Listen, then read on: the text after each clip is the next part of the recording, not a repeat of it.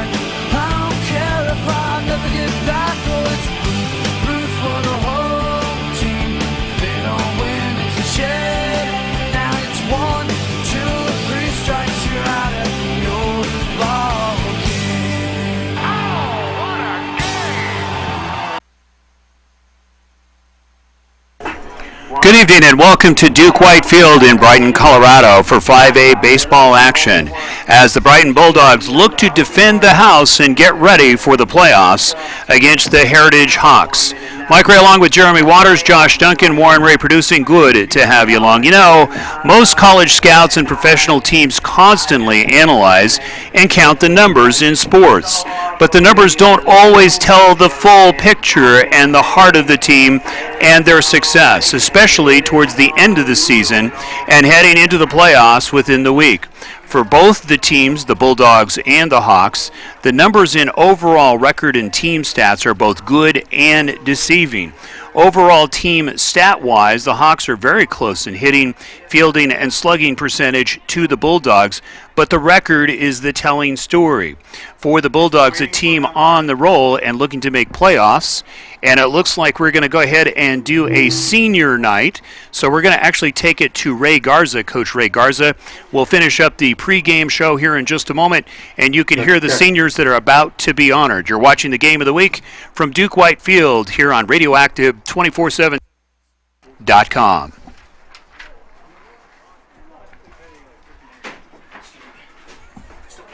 Good evening and welcome to Duke White, home of the 2016 Bulldogs baseball team. This evening's game features a 5A league contest between the Horizon Hawks and the Bulldogs of Brighton.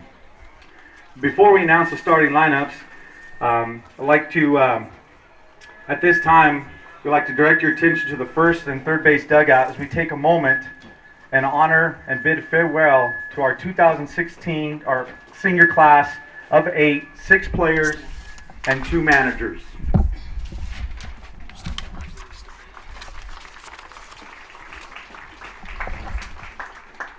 First up, Martha Olivas. Martha is a 3-year letter winner. Her parents are Javier and Martha, who are unable to attend this evening, but she is accompanied by her sister, Edith. Plans for Martha is attending the University of Colorado in Denver for bioengineering and then on to medical school.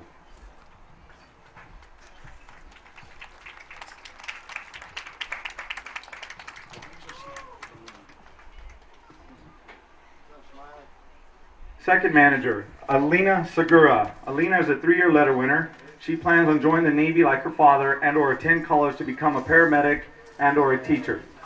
She personally wants to thank everyone involved in the baseball program. They have given me something to be part of these last 3 years. Moving on to the next chapter in life, she won't ever forget these years of being a manager. She has learned a lot of lessons and she owes it to the coaches and the players and thanks them for letting her be a manager. She wished she could say more, but I do not know what to say. It's crazy leaving high school and moving on to the real world. All I can say is thank you and best wishes to everyone. Her parents, Thomas and Marlene, accompany Alina.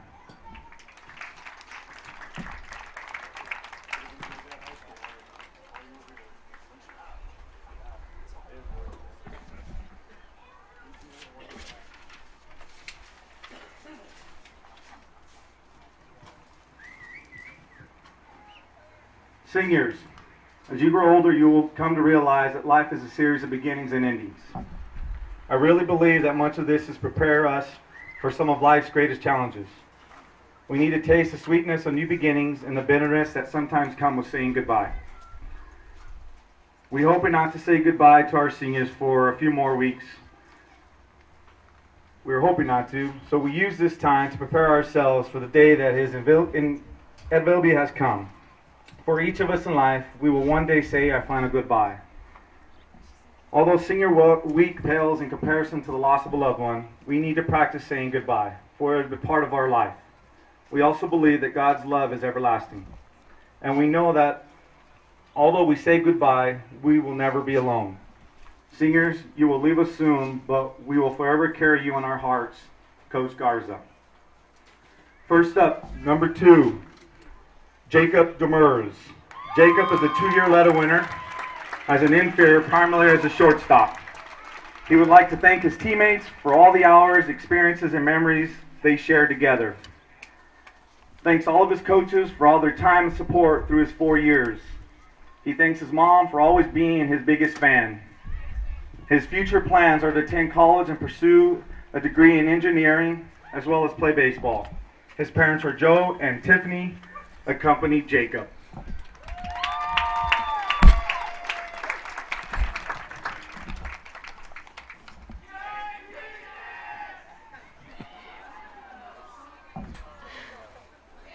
And Jacob has a large audience. Number 4, Alex Covarrubias. Alex is a 2-year varsity baseball letterman as a pitcher. The last 4 years of baseball have been the greatest memories of his life. He would like to thank his brothers, 2 sisters, mom, dad, and the rest of his family who have supported him every day no matter what. He would like to thank all of his coaches who have helped him develop into the player he is today. Most importantly, he would like to thank his teammates. You're all brothers to him, and he will not forget this last season with you boys. Alex plans to continue playing baseball in college, and while doing so, majoring in aviation. He thanks everyone who has supported him and the team along their journey. Go Bulldogs and BD. Alex Covarrubias.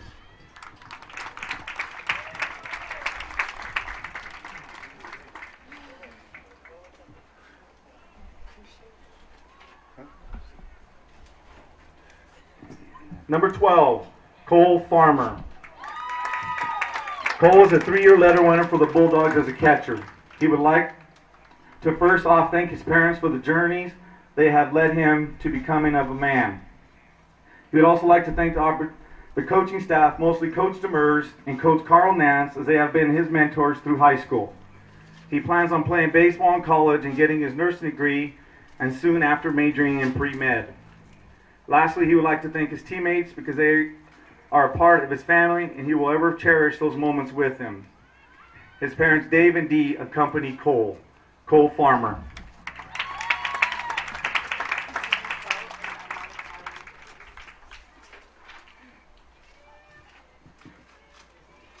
Number 15, Gavin Gifford. Gavin is a 2-year letter winner for the Bulldogs as a pitcher and first baseman. He would like to thank the Brighton baseball program for allowing him to play the last 4 years. He would like to thank all the coaches for teaching so much, and without them, I don't think I would be where he is today. Second, my parents. You guys have been there for me through ups and downs of high school and baseball. He loves you guys. Lastly, I would like to let my teammates know how much of a pleasure it has been playing with them. I couldn't ask for anyone better to step on the field with. Gavin will be attending Dodge City Community College in the fall to play baseball, and he would like to pursue a career in engineering.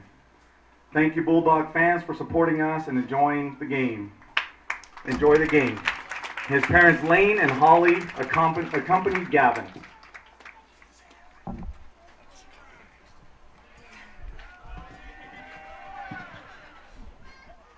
Number 24, Danny Prickett.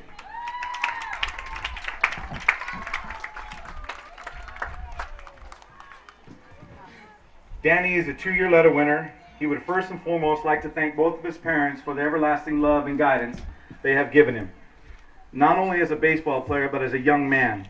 He would like to extend his gratitude to the Brighton High School coaching staff, especially Coach Demers and Joe Chacon. He plans to play baseball in college and major in communication. He would also like to thank the team. You will ever be family to him. Thank you. Go Bulldogs, and I gotta say this, go Lakers. BD. His parents, Danny and Flo, accompany Danny Prickett.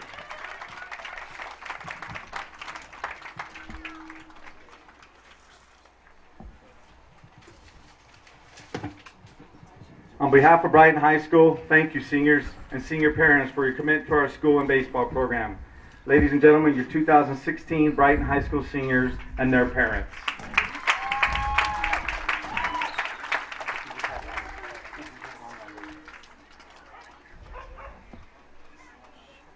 So you're watching the pregame show here from Duke White Field in Brighton, Colorado. And again, we'll recap the seniors that were honored here this evening. Jacob Demers. Line up for the playing of the national anthem.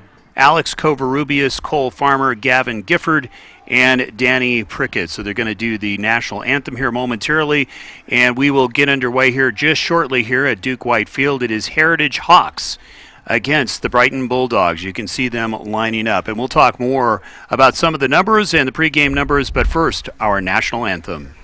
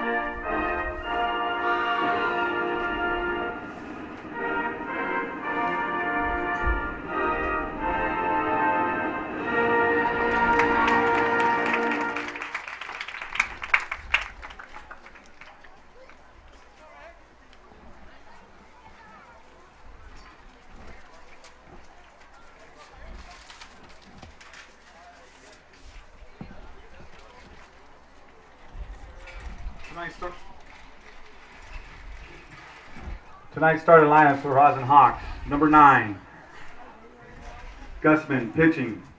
Number 7, Kretzel playing second base. Number 3, Boyball. Number 6, playing third base. Number 17, Humphreys playing first base. Batting in the 5 hole. Number 8, Moore catching. Batting in the 6 hole. Number 5, Salazar playing right field. Batting in the 7 hole. Number 25, Catanzaro playing left field. Number 8, batting in the 8 spot. Number 4, Vang playing shortstop. Batting in the 9 hole. Number 1, Maines playing center field.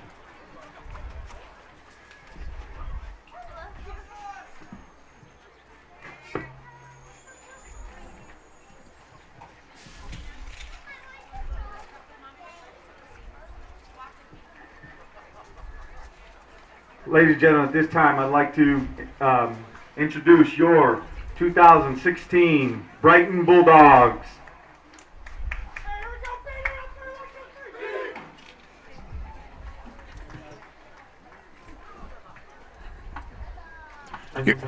You're watching the pregame show on Radioactive 247sports.com, and very, very good pregame as far as obviously recognizing the seniors, and you can see. Playing center field, number 6, Jose Trado. Batting in the 2 hole, number 20, playing second base, Cody Beck. Batting in the 3 hole, number 23 or 22, Liam Eddy playing right field. Batting in the 4 hole, number 15, senior Gavin Gifford playing first base. Batting the 5 hole, number 24, senior Danny Prickett playing third base. Batting the 6 hole, number 21, Dylan Stricklet DHing. Batting in the 7 hole, number 12, senior Cole Farmer catching duties. Number 8, in the 8 hole, number 3, Garen Safranik playing left field. In the 9 hole, number 2, senior Jacob Demers, shortstop.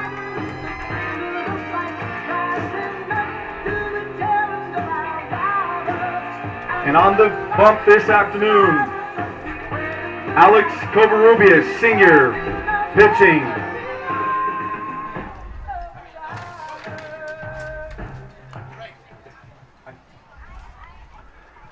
And before we start this first game, ladies and gentlemen, I'd like for you to please join me in welcoming tonight's honorary captain to the mound. This evening, Brighton baseball team and community wants to extend their arms and condolences to fellow student athlete, Carson Bonino. Carson, your brothers in this dugout want you to know that those we love don't go away. They walk beside us every day, unseen, unheard, but always near, still loved, still missed, and very dear. Ladies and gentlemen, Carson Bonino. Throw us a strike, Carson. Attaboy, Carson, thank you.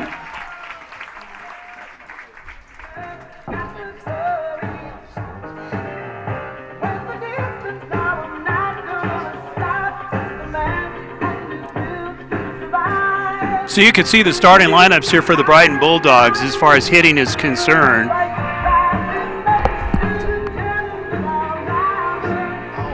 Okay. So the starting lineups here for the Bulldogs, we're getting underway here. And then we will get to the lineups here for the Hawks. You can see Jose Trejo going to lead it off, followed by Cody Beck, Liam Eddy, Gavin Gifford, Danny Prickard, Dylan Stricklet, Cole Farmer, Garen Safranek, and Alex Covarrubias. And now the starting batting lineups for the Hawks. We'll have that here just momentarily. And as we mentioned, we will get into as far as the numbers being deceiving, but going to lead it off for the Hawks will be Austin Guzman, Parker Kretzel, Damian Rubal, Jordan Humphreys, Daniel Moore, Elijah Salazar, Anthony Cantanzaro, Tyson Vang, and TJ Maines. Tom Wheaton. On the bases, Tom Albino. So as we mentioned, one of the things that really is deceiving is the overall numbers, as we started to allude a little bit here at the beginning of the pregame show. And for both teams, one team is really ready to go into the playoffs, meaning the Bulldogs, and listed in the number 25 spot as far as overall in the state. But oddly enough, in another listing, not even in the top 25. And it's really the top 32 who makes the playoffs. So again, this really is just getting set and ready for the playoffs, meaning for the Bulldogs. For the Hawks, a team that has been very close and had some very good ball games throughout the season, a team that really right there as far as the overall numbers in stats. In fact, if you take a look at some of the numbers, Horizon comes in tonight overall at 5-13, 3-9 in league and 2-4 in non-league. Brighton comes in at 10-8 overall, 7-2 in league and 2-4. Now let's take a look at the runs, and it is almost 7 runs a game for Brighton versus Horizon's 6. So we're about ready to get underway, and stepping up to the plate for the Hawks, it will be Damian Rubal.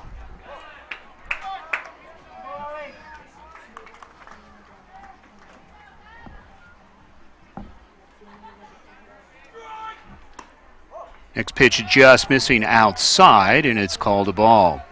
Good to have you along in the game of the week. It is Brighton Bulldogs. This is their final game of the year. Next pitch on the way is popped up. Shortstop has a play on it. In foul territory, falls down and not able to take it in. So it counts basically as a strike, so it's 0-2. But as we mentioned for the Bulldogs, the key to the victory is really not to take the Hawks lightly. This is a team that can hit. And even on the fielding side, almost a duplicate as far as errors per game. So really, you cannot take this team lightly. And when I had a chance to talk to the coaching staff of the Hawks, very close ball games. Next pitch is swung on and missed for a strike. Quickly getting 2 strikes, so it's 2 balls and 1 strike. Just underway here, top half of the first inning. Good to have you along in the game of the week. 2-1 pitch curveball, takes it for a strike at the knees, and he strikes him out. So some very good placement by Alex Covarrubias to start it off, and there's 1 down. Coming to the plate is Parker Kretzel. Parker is a junior. He is a infielder. And really the key here, if you are the Hawks, is to try to get first blood, try to really get the momentum going early. We were told that a lot of times in the latter innings of a ball game is when they lose games. Next pitch is hit up the middle, going to be a base hit. So first ball swinging, gets a base hit, and there's one man on with one out.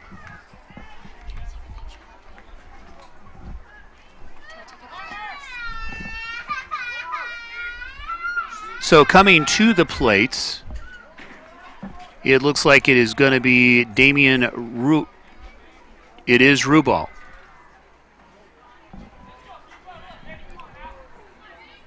So one man on, one out. Next pitch is fouled away. It's now 0-1. So for Covarrubias, you can see has a decent fastball, good curveball. He struck out the first batter with a curveball at the knees on the outside corner. One down, you'll see a cat and mouse game. Next pitch is going to be high. Count goes to 1-1. Really for the Bulldogs, it's one of those games that you got to stick to what got you here. It's the fundamentals. It's getting the easy outs. You can see the third baseman playing up. Next pitch just missing outside, trying to nibble the corner. And the count goes to 2-1. Infield looking double play. Senior night here at Duke White Field. Next pitch is fastball, fly ball. Right fielder and center fielder converging. It looks like the right fielder going to take it for the second out. So the runner goes back to first. So a very good start here for Alex Covarrubias, getting a strikeout and a flyout. And coming to the plate will be Jordan Humphreys.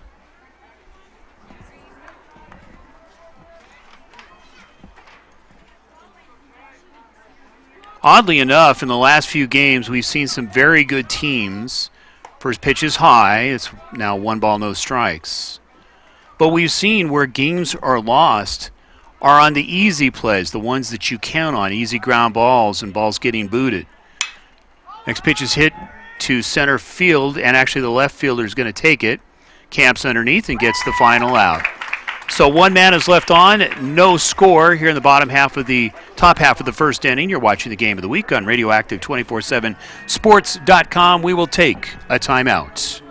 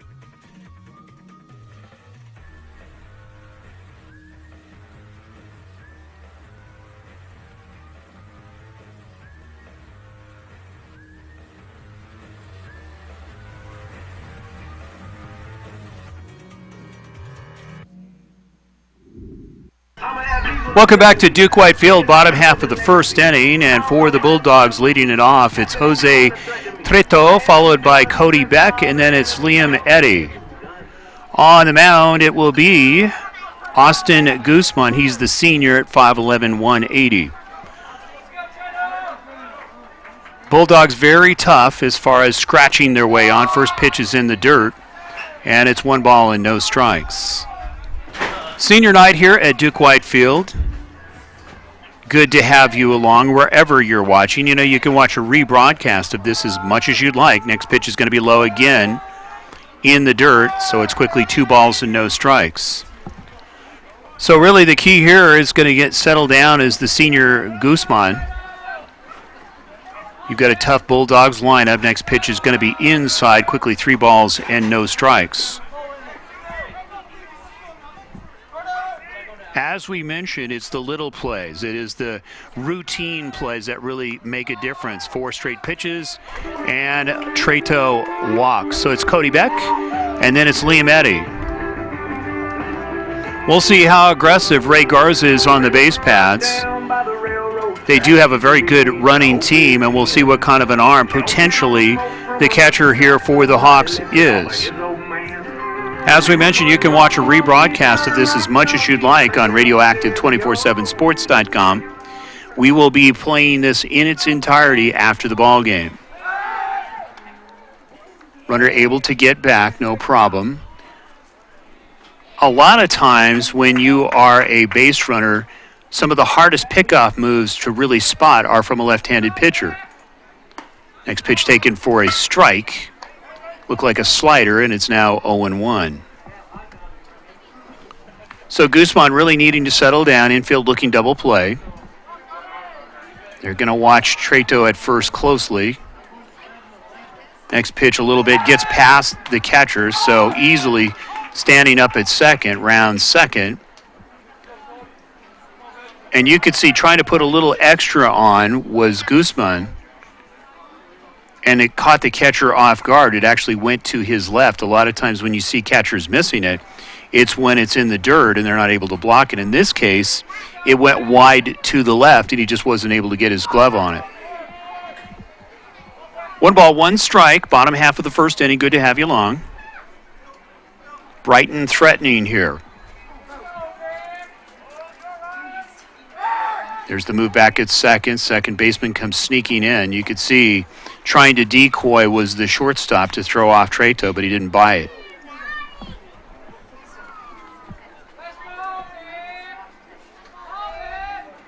Looking bunt, fundamental baseball. There it is, nicely placed down. Gets the runner at first, and the runner from second, meaning Trito, advances to third. So good fundamental baseball here by the Bulldogs. And coming to the plate is Liam Eddy, one of the top hitters of the ball club.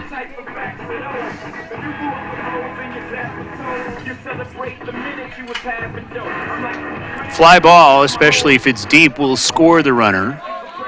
Base hit clearly will get him in. So Guzman in a little bit of trouble here early. Curveball waves at it for a strike, and it's 0-1.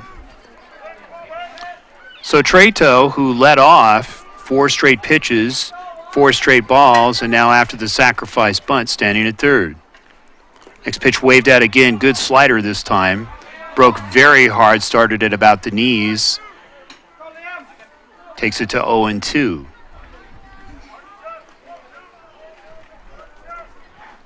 So the Bulldogs clearly in a good position as far as the playoffs are concerned. Another curveball. This time it's a little bit high, and the count goes to 1-2. We're going to be talking about what the rest of the league is offering, where they're at, and as far as the state is concerned, we may even try to pull off a magic act and give you some of the predictions that Max Preps talks about. Little heat down low, just missing on the fastball, and it now goes to 2-2. Infield clearly playing in, trying to hold the runner at third. Ground ball to the right side. They're going to try to bring it home. There's the curveball again, a little bit high, takes it to a full count. On deck is Danny Prickett, followed by Dylan Stricklet. Full count. You know he's going to come in with a fastball. There it is. Fouled away, just past us. Count still remains full. So you can see Guzman clearly has a very good fastball, trying to sneak one by him. But Eddie doing a good job of fighting that one off. Fastball walks him, gets past the catcher. Here comes the toss. Will they get him? And he's safe. So 2 pass balls, a walk, and a run scores for the Bulldogs. They're up 1-0. As we said earlier, routine plays, and maybe if you want to take it to a different level or a different synopsis here, it's routine pitches, just getting the ball over. Guzman came out with initially against Treto throwing several dirt balls to be exact too, and then a couple of balls, a couple of wild pitches, and the run scores. Brighton, of course, taking full advantage of the errors. And as we mentioned when we talked to some of the coaches earlier, this Hawks team is a very good team. It's just that sometimes they have trouble finishing. So men on first, 1 run is in. Getting back in time is the runner. So Eddie doing a good job of fighting the pitcher there as far as extending the count. Did a great job of that. Ends up walking. Next pitch is going to be in the dirt, blocked nicely by the catcher. Catcher getting a workout here tonight, so we're already 2 pass balls. So Guzman looking to settle down here a little bit. 1 run is not a whole lot, and this is a team that can hit, meaning the Hawks. 1-0 pitch is going to be in the dirt, gets past the catcher. That's 4 pass balls early in the game. So standing on second is Eddie, and another opportunity here for the Bulldogs. With Gifford, the cleanup hitter, plenty of power, can hit it up the gaps, obviously can send it over the fence as well, but Ray Garza will take clearly a base hit, should score another run.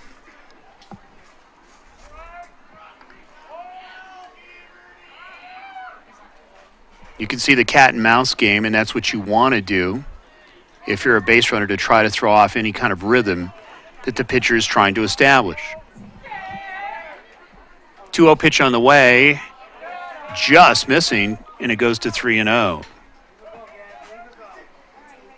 So really, if you're the Hawks, it's now very important that you just make the team hit. In other words, get them to hit the ball. Try to get some ground balls. Next pitch is taken for a strike at the knees. Nice pitch by Guzman. You can see clearly has good form, has good speed, and does have a good curveball. Just a little bit tight here in the opening inning for the Hawks. 3-1 pitch is in the dirt, knocked down by the catcher. So there's 2 men on 2 walks. And coming to the plate will be Danny Prickett, followed by Dylan Stricklet. So you can see coming in is the third baseman, Damian Rubal, to talk to his pitcher and settle him down a little bit. Very tough when you're trying to get any kind of rhythm going and you just can't keep the ball up. You're trying to keep it low against a good hitting Bulldogs team, but in doing so, Guzman has had several wild pitches. So 2 men on, 1 out, 1 run is in. First pitch taken for a strike on the outside corner, good fastball, and it's 0-1.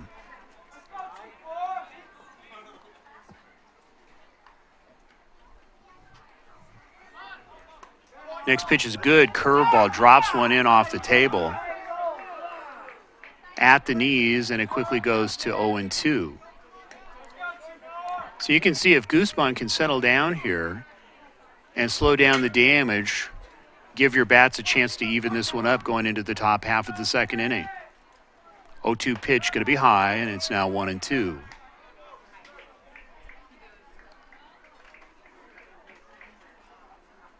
Really the key, as we were about to say, was getting a good pitching performance out of Guzman, but so far has not found the strike zone. Next pitch is hit down the right field line. We'll see if it's fair. It is fair. One run should score. And men are now standing on second and third. The ball gets away. Here comes the throw. It's going to be close. And they call him safe at home, extending the play. So some very good base running and a nice double by Prickett. And then he, of course, on the missed throw coming into second, advances to third. So quickly, it's a 3-0 ball game. Keep in mind, it all got started with those walks and wild pitches. You can see Guzman has tried to keep this down as far as the location, got that one up, and clearly just a nice hit going to right field right down the line, clearly had a double. Next pitch is taken just outside, and it's now 1-0. You can see, understandably, Guzman's being careful here, does not want to give up another run. Senior night here at Duke Whitefield, 3-0 Brighton. Next pitch taken for a strike on the outside corner, and it's now 1-1.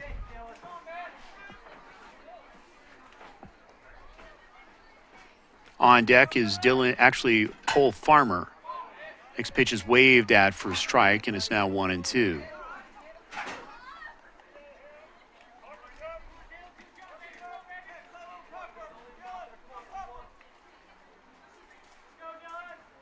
Curveball fouled away, and it's now still remains 1-2.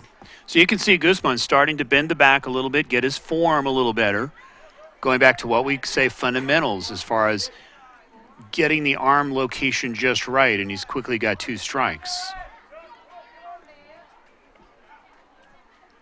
Next pitch is going to be fouled away again. Good battle between Strickland and Guzman. And you can see starting to get into the rhythm just a little bit is Guzman. But 3 runs are in already and a couple of nice hits by Brighton taking advantage of some pass balls. 1-2 pitch has got to be high and quickly going to 2-2. Oddly enough, as we talked about at the beginning of the webcast, both teams fairly even as far as putting the numbers up. Next pitch is hit down the line. That's going to be a base hit getting past Rubal, so 1 run will score.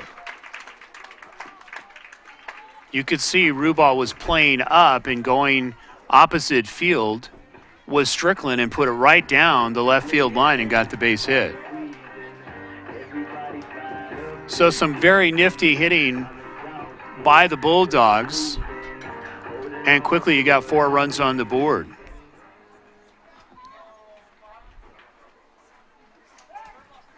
That is something that they work a lot on as far as going opposite field. And that was actually a pretty good pitch. That was on the outside corner, but Strickland just getting his bat on it, pushed it past the third baseman. Next pitch is waved at for a strike, and it's now 0-1. So Strickland is standing on first. It's Farmer followed by Safranek. 0-1 pitch is in the dirt, blocked nicely. We count at least 7, unofficially 7 to 8 balls in the dirt or wild pitches. So Guzman really having a tough outing here to begin with. 1-1 pitch in the dirt once again takes it to 2-1.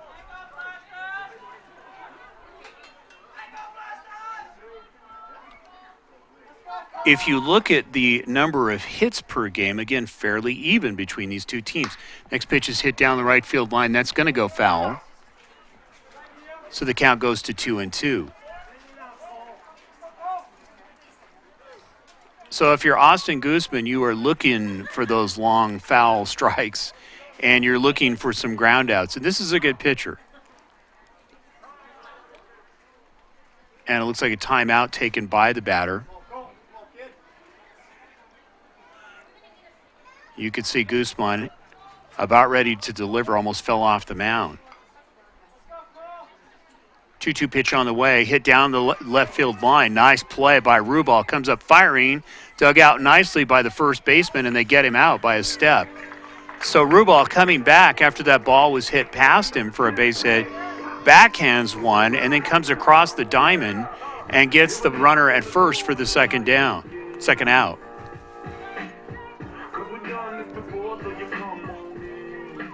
So coming to the plate will be Jaron Safranek. Garen, okay, thank you. I'm glad you guys know. That's great. So it's Garen Safranek, fouls the first one away, and it's now 0-1. We want to thank Colorado American Legion Baseball for sponsoring tonight's ball game along with Crepes and Creams in the Westlake Shopping Center.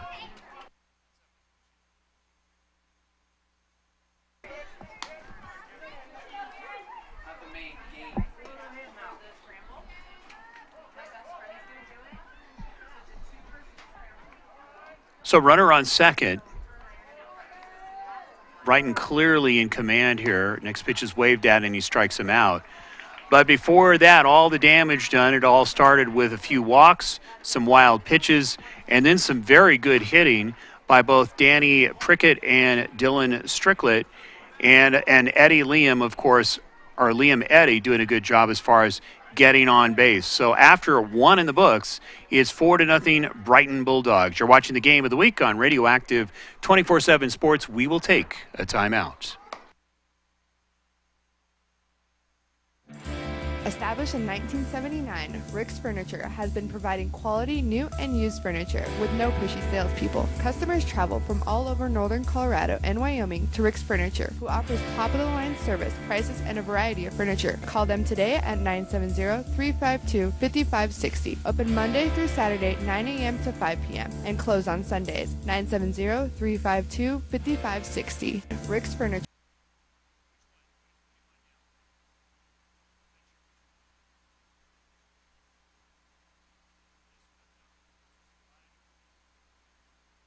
Make memories at your next party while making a statement for any occasion with a customized dessert from My Three Cupcakes in Centennial. I just called to say I love you. Custom cakes, cookies, cupcakes, party sweets, and favors that are both mouth-watering and visual that will fit your budget. Email Nina at my3cupcakes@hotmail.com for a free estimate or find her. Welcome back to Duke White Field. We are in the top half of the second inning, and so far it's been all Brighton, and let's just be a little bit honest here. Austin Guzman really having trouble on the mound.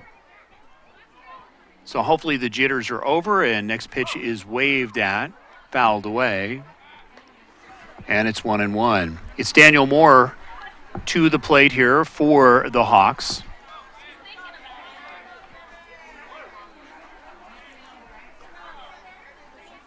One pitch is going to be high.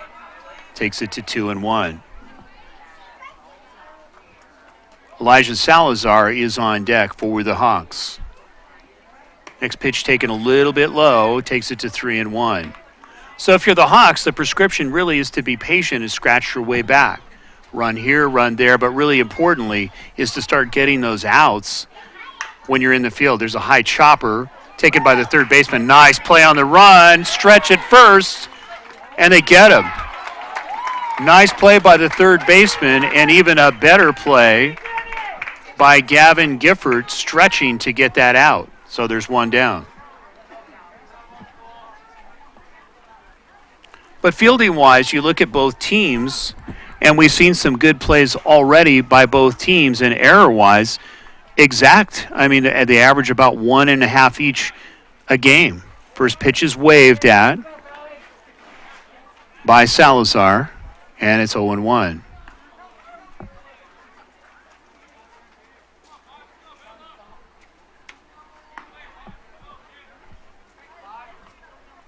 Next pitch is fouled away quickly, gets 2 strikes. So Covarrubias is doing a good job of getting strikes and really getting him to wave at some pitches, especially the curveball. They're literally waving at some when they could be potentially balls. Good curveball again, just missing.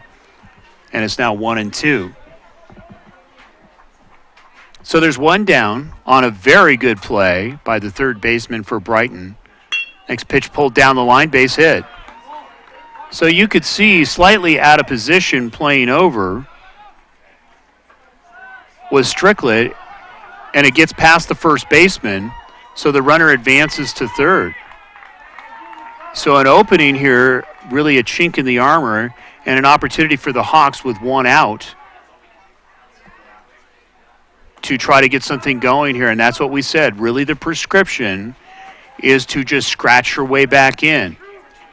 They can put the runs up. What will be very important is getting the outs once they're back in the field. We can see a pitcher is warming in the bullpen. We'll see if there'll be a pitching change or not. Next pitch is taken a little bit high for a ball, and it's now 1-0. So Anthony Cantanzaro, the senior at 5'10", 150, pops one up. It's going to be out of play, and it goes to 1-1.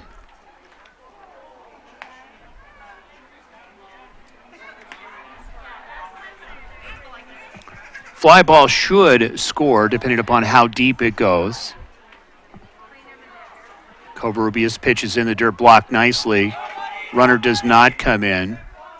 Doing a good job of knocking that down and retrieving the ball is Brighton. Very important. You can see the catcher keeping his eye on the runner at third.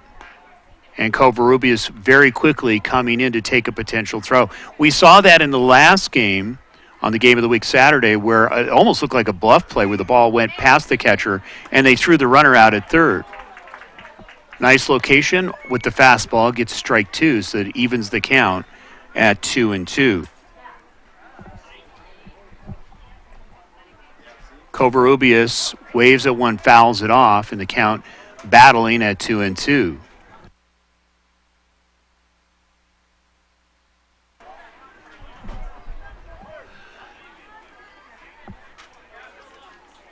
So Salazar standing at third. Next pitch is going to be a little bit high, takes it to a full count. So very important series are at bats here for the Hawks to try to stay in this one. Next pitch is hit, and it's hit hard, but it's down the left field line, foul. If that gets in, that's extra bases.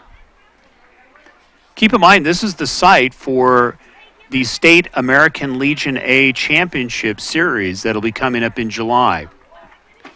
Good field to hold it here, and of course Ray Garza, the coach, does a fine job of organizing. Should be a great event.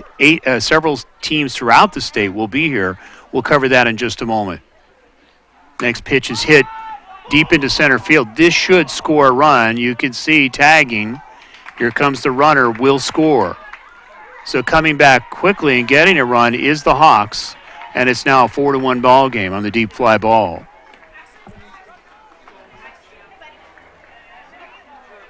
So really, if you're the coach for the Hawks, you will see what kind of heart that this team has. We talked a lot about that, and Ralph Garcia obviously has a very good ball club here, senior-led. There's a number of seniors on this team playing today. So it's Tyson Vang stepping to the plate. First pitch is fouled away. It's 0-1.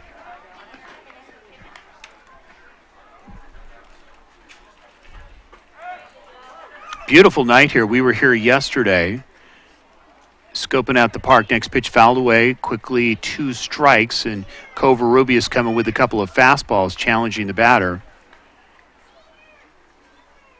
Quickly gets an 0-2 count. So there's 2 down with 1 run in for the Hawks. Curveball waves at it. Catcher comes up firing and gets him for the final out. But as we mentioned, some timely hitting and 1 throwing error. And after 1.5 in the books, is 4-1 Brighton.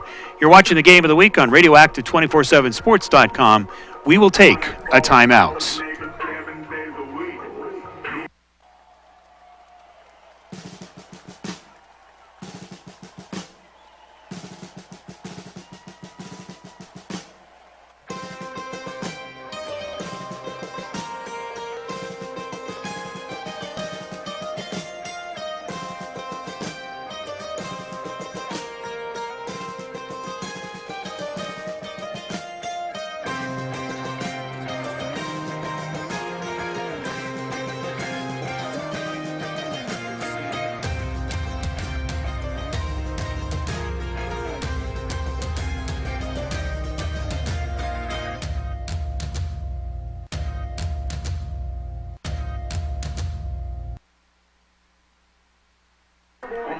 Welcome back to Duke Whitefield. We are entering into the bottom half of the fourth inning, and it is a 4-1 ball game. And really, the story of this game was the beginning of the game, and you really got to feel bad for Austin Guzman because really you can see clearly he's a good pitcher. He's still in the ball game and just had trouble finding the strike zone. And Brighton, after a couple of walks and some wild pitches and then some good hitting, put up 4 at their first at bat. So it's their second turn to come up.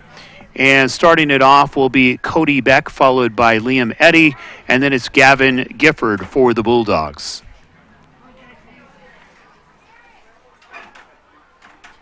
Guzman's pitch is going to be a little bit high, and it's 1-0.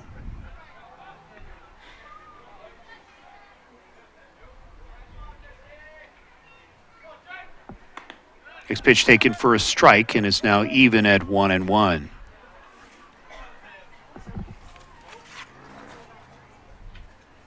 If you think about what's been going on weather-wise, we'll talk about that in a minute. This pitch is fouled away. It's now 1 ball and 2 strikes. Guzman starting to settle down. You can see utilizing different areas of the plate, going high, going low, and then, of course, trying to drop a curveball in there to try to change it up and fool the batters. But because of the weather, you have seen a lot of rescheduling. You could see he took a little bit off of that. Fouled away, and the count still remains 1-2. But a lot of games that normally would be over by now, that usually are played on Friday and Saturday, had to be rescheduled the last couple of weeks. So we'll talk about what's been going on in the league. Nice pitch, strikes him out, and there's 1 down. So you can see Guzman does have the ability to not only pull the string with the curveball, but then sneak one by with the fastball. So it's Dylan Stricklet coming to the plate, followed by Cole Farmer. But in the 5A Front Range baseball standings, very interesting as far as where it is, and also in the same league where not only the Hawks preside, but then we're going to talk about where the Bulldogs preside. First pitch taken for strike, and it's 0-1. Guzman bouncing one in the dirt. If you're going to miss, that's exactly where you want to miss. You want to miss low, especially when there's nobody on. You don't want to give away any cheap base hits and let the rally begin once again, if you're the Hawks. 1-1 pitch on the way. Curveball gets him on the outside corner at the knees, and it's now 1-2.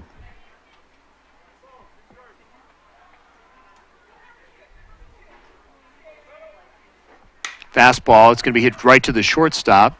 One hopper takes it, gets him for the second out. So Guzman, you got to give hats off credit to this young man because really a tough first inning coming back, strikes out the first batter and gets a ground out second out, giving his team a chance to try to scratch their way back in.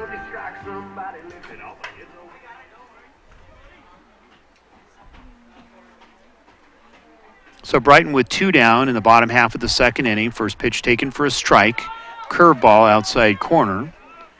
Beck looks at it, and it's 0-1.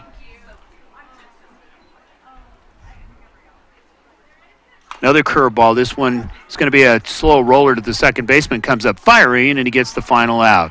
So a very good inning for Austin Guzman coming back, getting a 1-2-3 inning, and after 2 in the books, it's 4-1 Brighton. You're watching the Game of the Week on Radioactive 24/7 Sports. We will take a timeout.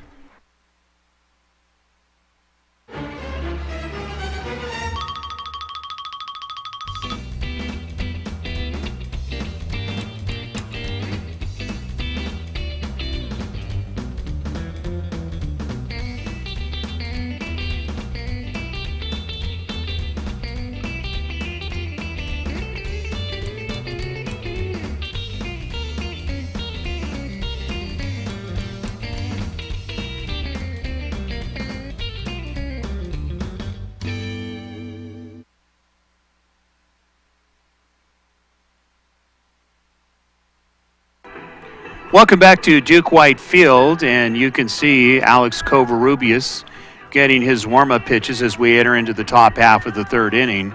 And really, as we mentioned before the break, Austin Guzman coming back and doing what he really needed to do, which was settle down and get a 1-2-3 inning. So now it's up to the bats' turn to try to make this more competitive. But so far, Alex Covarrubias has done a very good job on senior night, as is the infield. And you can see infield playing up. So Danny Prickett playing up, looking for a potential bunt.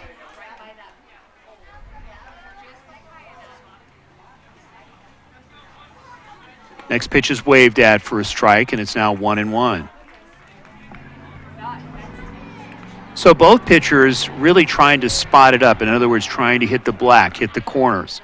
Next pitch is hit to left field. Left fielder going back, goes up against the wall, goes over his head. So it's an opening double by T.J. Maines to start it off for the Hawks. So as we mentioned at the beginning of the webcast, taking a team lightly, and not that Covarrubias is doing that, but this is a team that can come back. They match you as far as numbers are concerned on the offensive side.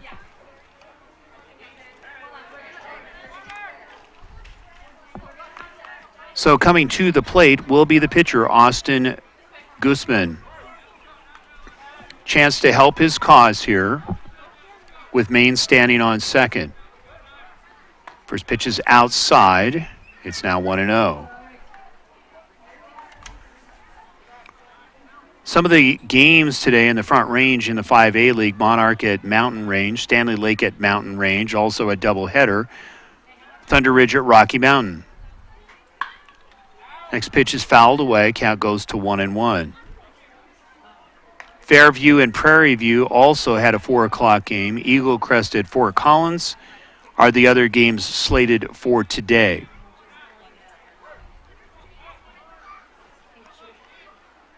One ball, one strike. Top half of the third. Next pitch, curveball. Hits the outside corner. Takes it to 1-2. So Covarrubias coming in, doing a little magic act of his own. Drops a curveball in.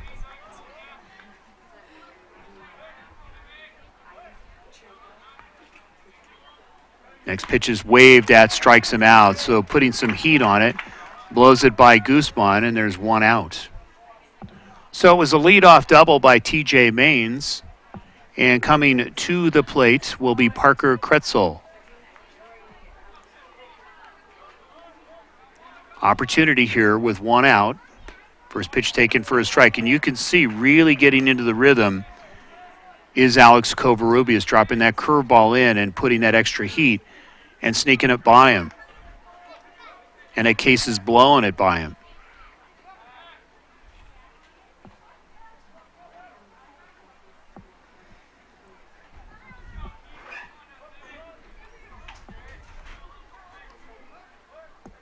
Next pitch is hitting the outside corner fastball.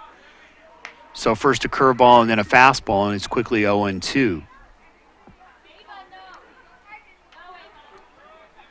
So Maines hoping that they see some kind of daylight here with a base hit. There's the curveball. Got him watching. Great location at the knees, and he strikes him out. So some very good pitching by Alex Covarrubias. Mixing speeds, mixing locations, and getting the second out. So it's the third baseman, Damian Rubal, taking a strike, and it's 0-1. Of course, made a nice play just an inning or so back, going across the diamond and getting the runner by a half a step. 0-1 pitch takes a little bit off, a little bit high, and it's now 1-1. Third inning, Duke Whitefield. Good to have you along on the game of the week. Mike Ray, Josh Duncan, Jeremy Waters, Warren Ray bringing it to you. 1-1 pitch. Hit down, just getting past in between the second baseman and the first baseman. Run should score. Here comes the throw. Going wide, misses the tag, and they call him safe. You're going to see a discussion. Here comes Ray Garza. And the discussion should be, did he go out of the baseline? You can see him pointing as far as the location, has a legitimate beef here. And you can see him pointing to the spot. You can literally see the mark that he's pointing to in the dirt. And we'll see if they call him out. But so far, the umpire is just clearly just cleaning the plate. And it looks like they're going to lose the case here. So a run should score. And you could see coming in at home, really, it looked like he went out of the baseline. But nonetheless, it's a 42 ball game. So a nicely placed hit going opposite field to right field. And the Hawks are back in business here in the top half of the third inning. It's a 42 ball game. Next pitch taken on the outside corner. Black painting it, and it's 0-1. Good ball game here at Duke White Field. Beautiful night. As we mentioned, it was raining last night. Just missing. Looked like the same location. The count goes to 1-1. Those are very tough calls to make because they're so quick. 1-1 pitch, waves at it, took a little bit off. Count goes to 1-2. So Covarrubias is showing why he's such a good pitcher. With a short memory, just comes right back, challenges him, and gets a couple of strikes.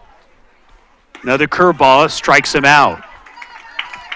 So some very good pitching by Alex Covarrubias to get him out of the inning. But one run is in, and the score after 2.5 in the books is 4-2 Brighton. You're watching the Game of the Week on Radioactive 24/7 Sports. We will take a timeout.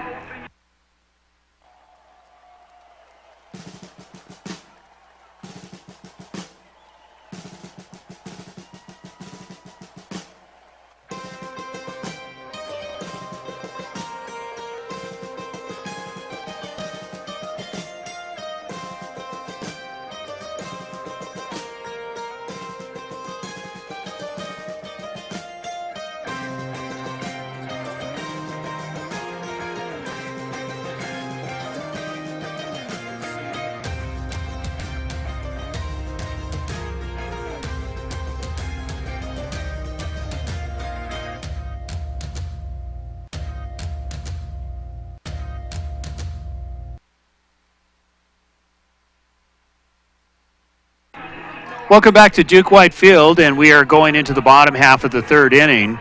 And really one of those plays that could be considered controversial. You could see Coach Ray Garza going out and pleading his case as the runner went wide coming in and actually pointing to the spot, which we saw. And for whatever reason, the umpire stuck to his call, and we're not saying that it's the wrong call, but it's one of those tough calls. Nonetheless, one run scored, and we're at a 4-2 ball game. So for the Bulldogs, it looks like it's going to be Liam Eddy, followed by Gavin Gifford, and then it's Danny Prickett. So Guzman last inning having a very good inning. First pitch is low and in the dirt, and it's 1-0. Coming in with a curveball of his own. Very similar as far as the styles of pitching. Both pitchers have good fastballs. They have good changeups and good curveballs that they're keeping down. Next pitch, fastball, fouled away. 1-1.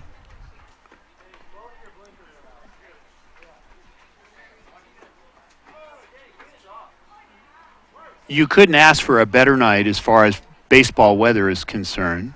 1-1 pitch. It's going to be a slow roller. Guzman has the play. There's the throw to first. Gets him at first. And they call him safe. And the reason why is that his foot came off the bag. So the leadoff hitter is on. Guzman had to rush his throw there. The throw was a little bit wide, and you could see trying to stretch was Jordan Humphreys at first, but just not able to keep his foot down. So opening it up, if you want to call it a base hit, there's a man on. And it's Gavin Gifford stepping to the plate. And that's a tough play when you're somebody like Austin Guzman who has to come charging off the mound. Quick turn and fire, really no time to really set your feet and throw. Infield playing up, next pitch knocked down nicely, runner's going to advance. It was a good block by the catcher, but he just could not get sight of the ball, so it bounced to the left and just enough to where the runner does advance. So there's nobody out, runner on first. Again, an error technically, or a base hit, you call it.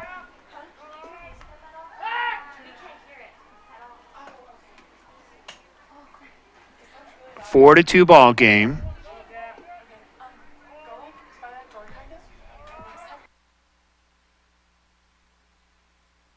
Next pitch is outside, and it's now quickly 2 balls and no strikes.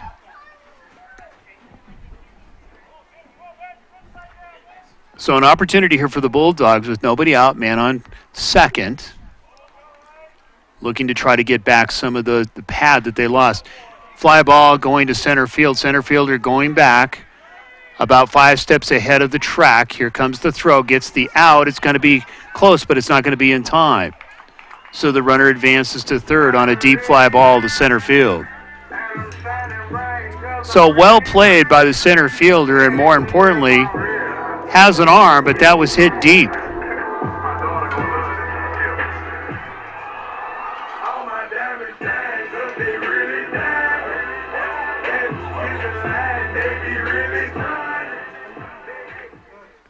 So stepping to the plate is third baseman Danny Prickett.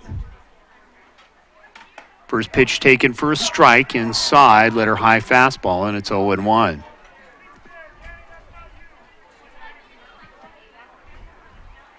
So a golden opportunity here after surrendering a run in the last inning as Brighton ball gets past the catcher and the run scores. So 4 pass balls and 3 of those runs due to some of the pass balls that we've seen in this ball game. So Austin Guzman really again having troubles on the mound. Had a very good inning last inning. And in this case, the throw that went a little bit wide from Austin at first started it off, and that's why the run scored. Next pitch hit deep, and this should get over the center fielder's head. It does. It goes up off the wall. We'll see if he goes 3. He will go. They hold him up. Good relay, but again, well hit off the wall in center field.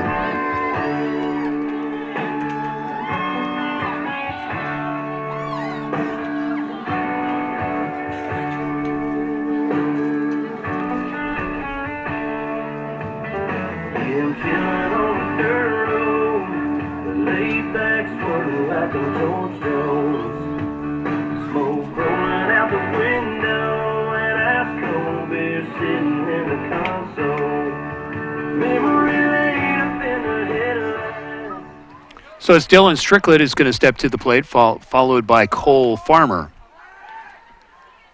So the throw, trying to pick off the runner, gets past the second baseman. So advancing will be Danny Prickett to third. So another opportunity. 5-2 Brighton. We are in the third inning. Good to have you along on the game of the week. Final game here potentially for the Hawks. Brighton waiting to see where they're going to be in the seedings as far as the playoffs. Next pitch, put a little extra on that. You could see maybe a little frustration there. Fouls it away, and it's 0-1. So Strickland, Farmer, and then it's Serfeniak coming to the plates.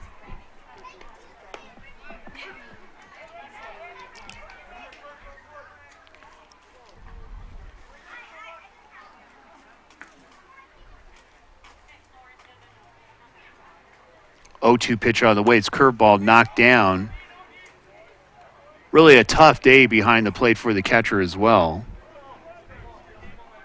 Really getting a workout there. We count about 12 wild pitches or pitches in the dirt so far in this ball game.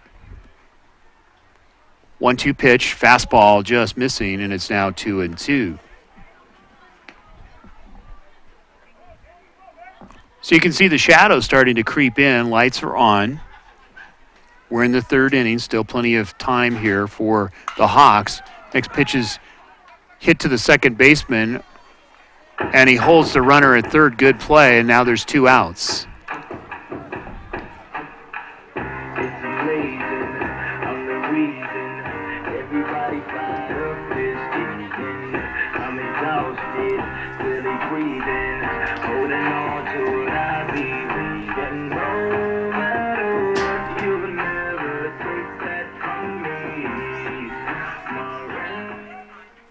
So it's Cole Farmer stepping to the plate with 2 outs. Prickett still standing at third. Next pitch a little bit low, and the count is now 1-0.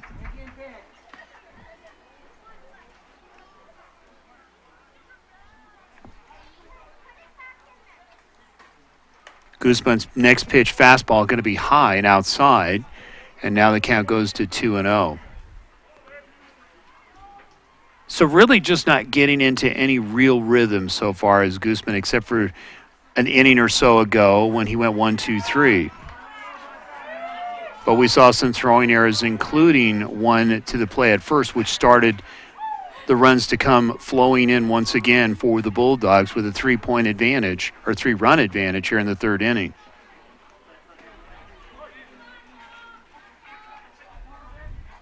Two-one pitch, waved at for a strike, and it's now 2-2. I want to thank our sponsors, Crepes and Creams in the Westlake Shopping Center. Dessert crepes, savory crepes, yummy ice cream. They're open till 7 o'clock in the King Super Shopping Center in Greeley. Next pitch is waved at, strikes him out, but a run does score. So after 3 in the books, it is a 5-2 ball game, and it's Brighton on top. You're watching the Game of the Week on Radioactive 24/7 Sports. We will take a timeout.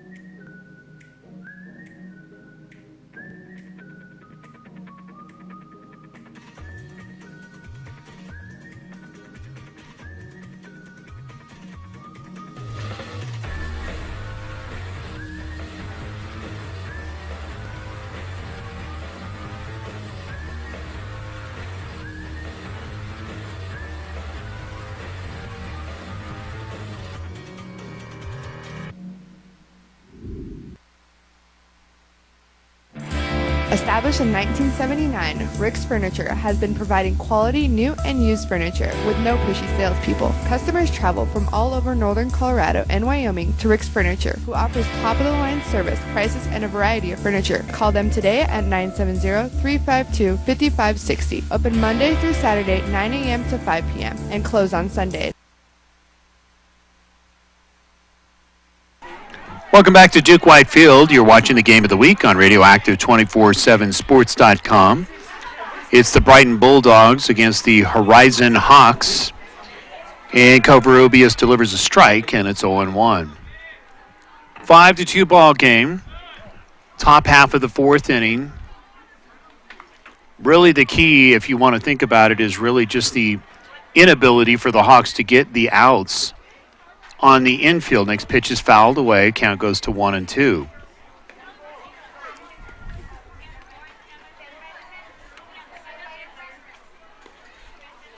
Potentially, they always say good defense beats good hitting and good pitching, obviously, in that mix. Next pitch is hit down the right field line. Right fielder coming over to try to make the catch, and it's a long foul strike, so the count still remains at 1-2. But in this case, the pitching has not really been as sharp as maybe the Hawks would have liked, and even, let's add, some of the fielding at times was not probably where they normally would be. But let's give credit also where credit is due, some very good hitting and some very good pressure being put on by the Bulldogs. Next pitch is taken for a ball.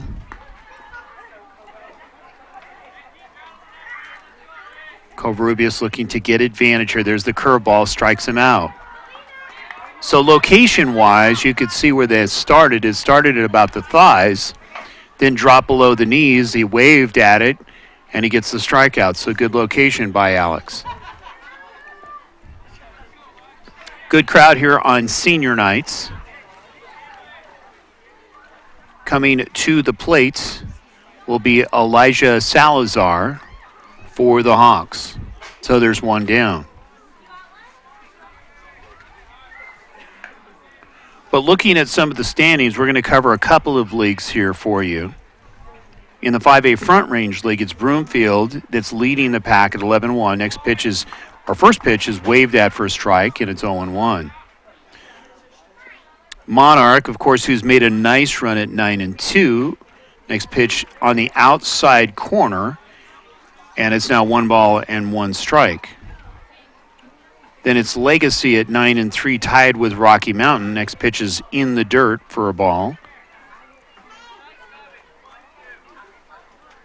And doing a good job is the catcher for Brighton, keeping the ball knocked down and, of course, not really preventing any runs out of it.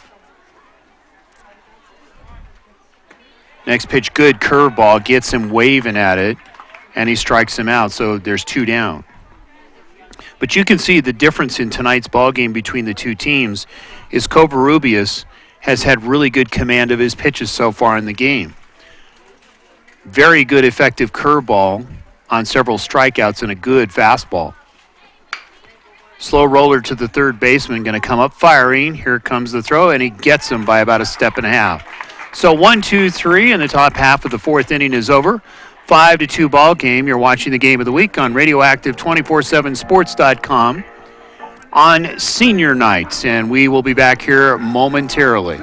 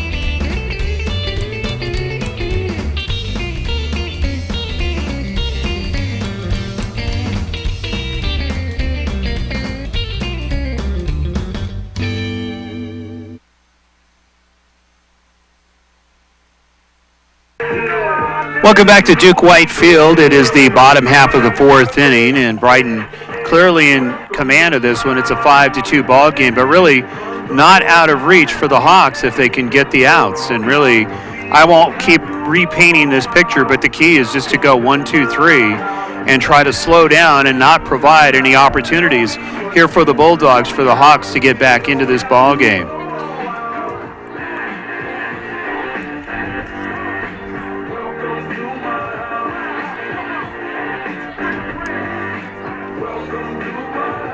So it'll be Jared Safranek, followed by Jacob Demers, and then it's Alex Covarrubias to start it off here in the bottom half of the fourth inning. Mike Ray along with Jeremy Waters, Warren Ray, and of course Josh Duncan bringing it to you. We want to thank again Colorado American Legion Baseball for sponsoring tonight's ball game. Hard to believe the season is almost here. And if you think about it, really a lot of these clubs have been battling and having to reschedule over and over and over again. So you will see the play really extended going in for the next couple of days through this week, where normally they would be starting the playoffs this week. First pitch is taken for a strike, and it's 0-1 on the curveball. Comes right back with another same location, this time just missing, and it's now 1-1 strike. So it's Jake Nikoloff coming in to replace Guzman. Next pitch is hit. It's deep. Center fielder getting back towards the track, and he makes the catch for the first out.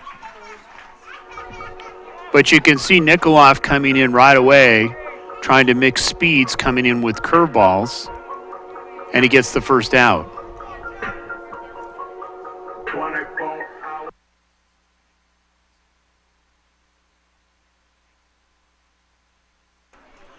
So it's Safranek stepping up to the plate. One down. First pitch is in the dirt.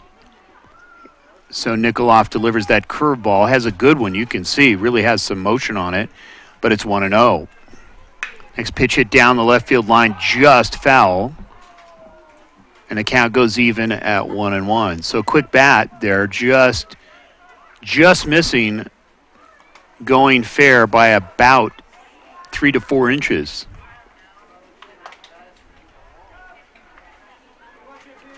So senior night here at Duke White Field, a number of seniors celebrating their experiences here at Brighton. Of course, the parents along. Next pitch taken for a strike, drops a curveball. It's now 1-2 on the outside corner. Seen a lot of off-speed pitches coming by both teams here this evening. Another one, this is going to be a fly ball to the second baseman, and quickly there is 2 down. So we had a deep shot to center field and then really just a pop-up, if you will, to the second baseman. And quickly it's 0-2. So Nikolov coming in and doing a very good job of slowing down the Bulldogs. This is what they needed maybe an inning or so ago. Going to be a high chopper to the third baseman. Rubal goes across the diamond and he gets him. So Nikolov coming in and doing a tremendous job. 1, 2, 3. And after 4 in the books, it's a 5-2 ball game. You're watching the game of the week on Radioactive247sports.com. We will take a timeout. Make memories at your next party while making a statement for any occasion with a customized dessert from My Three Cupcakes in Centennial. I just called to say I love you. Custom cakes, cookies, cupcakes, party sweets, and favors that are both mouth-watering and visual that will fit your budget. Email Nina at my3cupcakes@hotmail.com for a free estimate or find her on Facebook.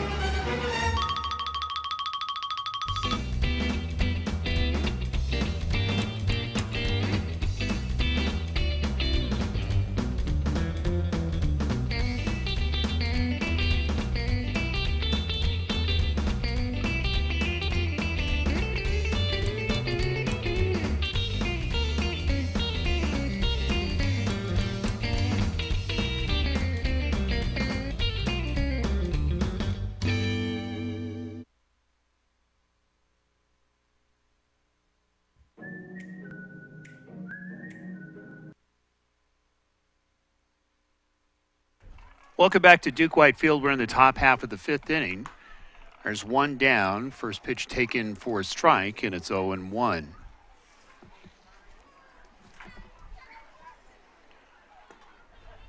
Covarrubias delivers in. It's a little bit low. But really, you think about what Alex Covarrubias has done tonight. At critical times, has come through with some very good pitches and very good locations. Next pitch is a little bit high. And he gets behind the batter, it's 3-0. But it also helps if you have a very good infield making some good plays as well.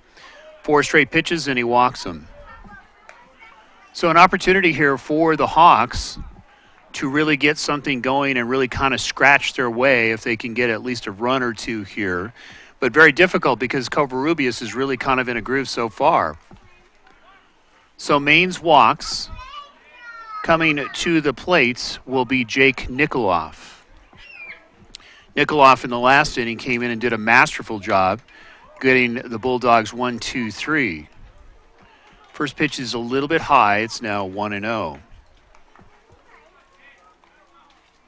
As we have been painting the picture, beautiful night here in Brighton. Next pitch taken at the knees for a strike.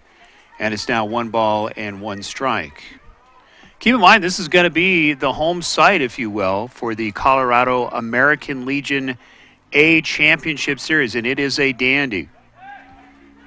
Next pitch is going to be, actually goes back to first base to keep the runner, keep them tight. They don't want to let any rhythm get going here as far as cat and mouse at first. But we were here last year, and it is a great tournament. Next pitch is fouled away. It's now 1-2. So really you have the best of the best that will come in here to Brighton for about 5 days, and you will see some outstanding baseball. So we invite you to check that out. Go to the Colorado American Legion Baseball.org website, and you can find out all the details. And Ray Garza, of course, is organizing this. And we understand that there may be some literal fireworks here besides what you see on the field as well. 2 balls, 2 strikes. Next pitch is popped up. It's going to be out of play, and the count still remains at 2-2.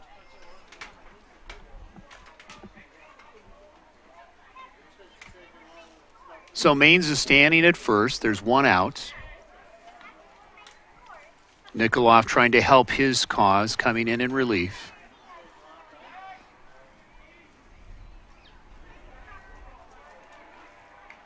Again, we want to thank our cameramen, really doing a good job.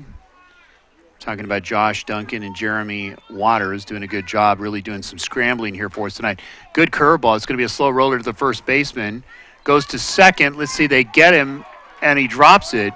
The shortstop dropped it. They had the force, but just couldn't hang on to it. You could see the initial call by the umpire was out, but then the ball popped loose. So they're men at first and second with 1 out. Infield looking for the force at third. Ray Garza going to go out and talk to his pitcher. If you're Alex Covarrubias, a very good job. Might be getting just a little bit tired. The location not quite as sharp as we've seen in the past few innings, but nonetheless, you could see the ground ball. And that's what you want your pitcher to do, is to try to get ground balls. So really, if you think about it, it was a tough play at first. So it looks like Alex is going to take a seat. They're going to give him a break and getting a nice hand by the crowd. Did a great job. And Ray not wanting to take any chances here. Maybe his pitcher just getting a little bit tired. So we're going to see coming into the ball game. We'll get you a name here in just a moment. And it looks like Liam Eddy is going to step to the mound and get his warm-up pitches in. If you think about what we saw here earlier in the ball game, both pitchers putting out a lot of pitches, and early in the ball game at one point, because there were 2 runs that were scored, really some heavy pitching that was done as far as pitch counts by Alex Covarrubias, but nonetheless did a great job here this evening. We can take a look at the overall state standings to kind of paint the picture of what is to come, and then later on in the webcast, we're going to talk about what Max Preps is looking as far as what they predict the playoffs could look like. But let's take a look at what actually is the reality show here. And Pine Creek is actually leading out of Colorado Springs right now. Overall, they're 16-2 and 9-2 in league. Pine Creek always puts up a good battle every year. And not only in baseball, we've seen them in football for years doing that.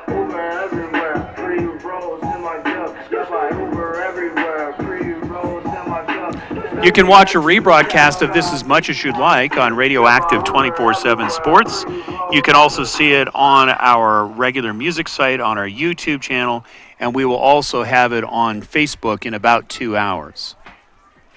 So Liam Eddy is all set to go here. 2 men on, 1 out. Hawks looking to try to get something going here in the top half of the 5th inning. First pitch is low, and it's 1-0.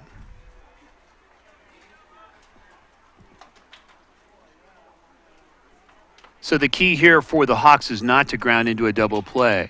Parker Kretzel looking. Next pitch gets past the catcher. That's the first time we've actually seen one get by. So the runners advance now at second and third.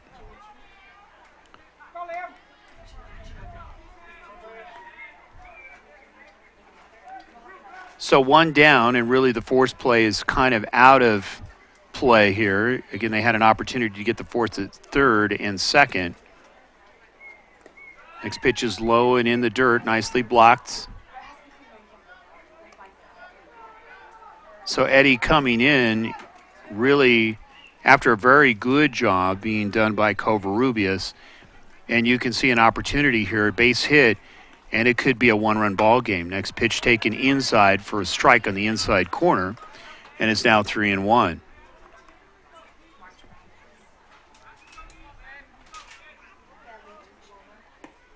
Next pitch is a ball, so he walks him and the bases are loaded.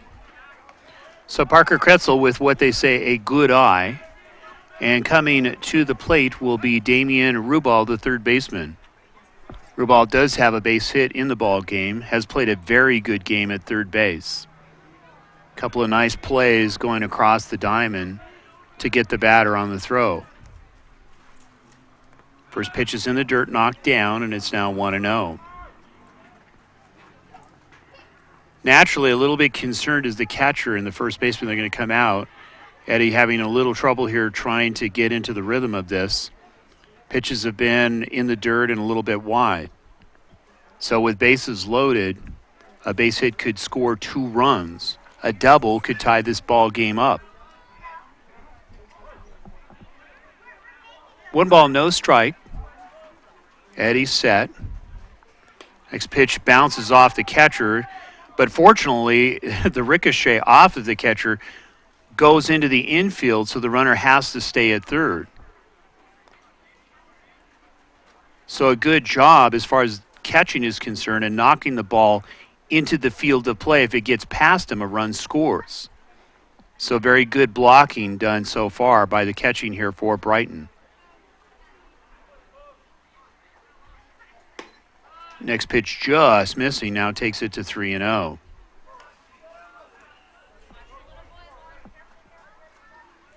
So Cole Farmer trying to find the strike zone. You can see clearly has a good fastball.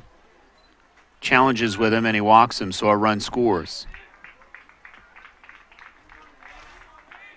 So it's a 5-3 ball game, still 1 out.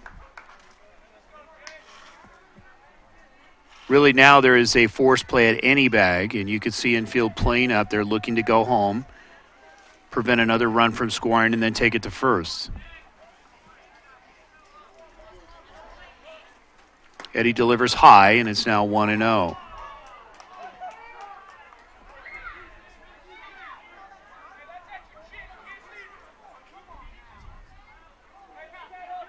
So some very good plays by both teams, both in the infield, the outfield. Next pitch is going to be fouled down the right field line. And it's 0-1. So Jordan Humphreys, the senior at 6'3", 200, who plays first base, has some power. Curveball, nice location and the perfect time to bring it. And hits the outside corner and he strikes him out. So that was a huge pitch and a huge out here for the Bulldogs on Humphreys.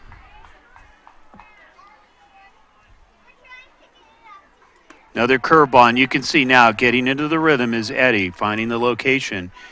Couple of good curveballs, the same result, strikes. Another one is blocked nicely. Again, that's where you want to miss. We keep saying that.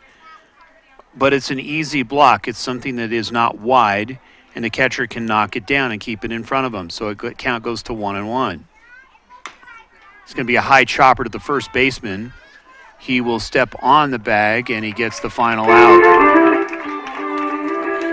So again, very good pitching coming in by Eddie, and of course some very good fielding by the Bulldogs, and they limit the Hawks to 1 run. It's a 5-3 ball game.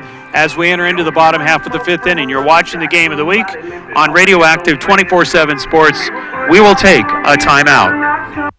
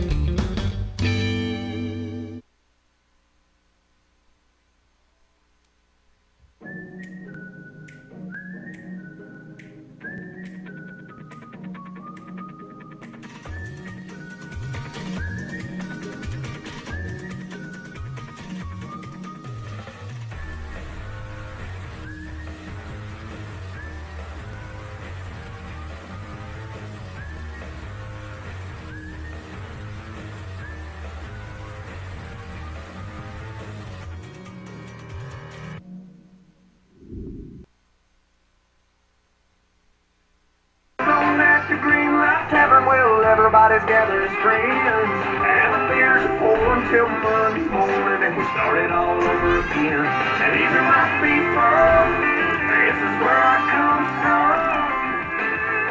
We're giving this life everything we've got. So it's the bottom half of the fifth inning. Welcome back to Duke White Field. It's senior night, 5-3 ball game. Next pitch is hit. It's going to be a tough play. Oh, nice play. Reaching up and running that down is the center fielder for the Hawks.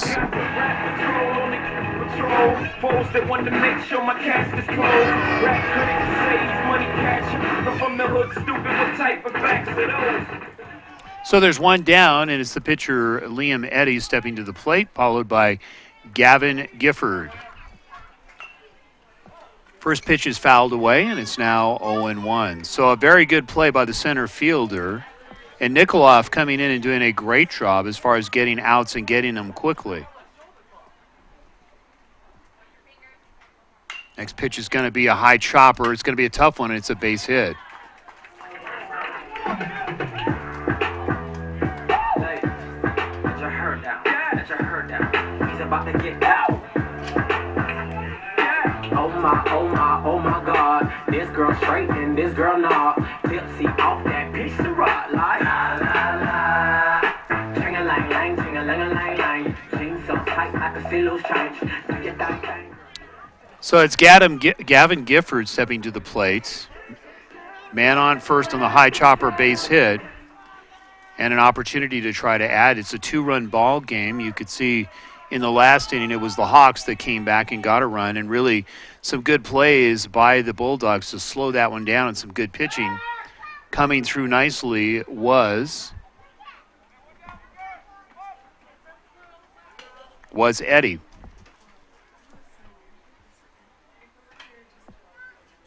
So there's one down. Next pitch is knocked down nicely. Runner is going to advance. Here comes the throw. Should not be in time. Throw was just a little bit wide. Again, trying to knock that down off of Nikoloff's pitch.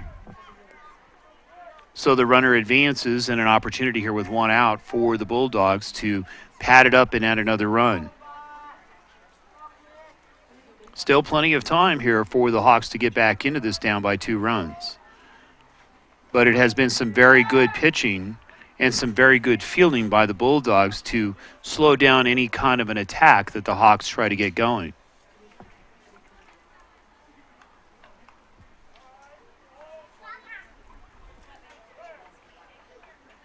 Next pitch is fouled away. Count goes to 1-1. So Gifford trying to get around on that fastball, and Nikoloff really has made a living so far that we've seen, more going to the off-speed pitches, going more curveballs and sliders. 1 ball, 1 strike, 1 out. Next pitch is taken on the outside corner, and it's now 1-2.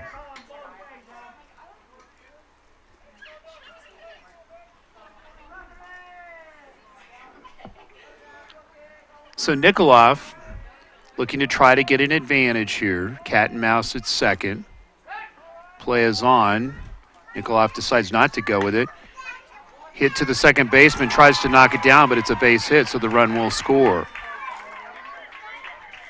So nice hitting up the middle by Brighton, and the run does score.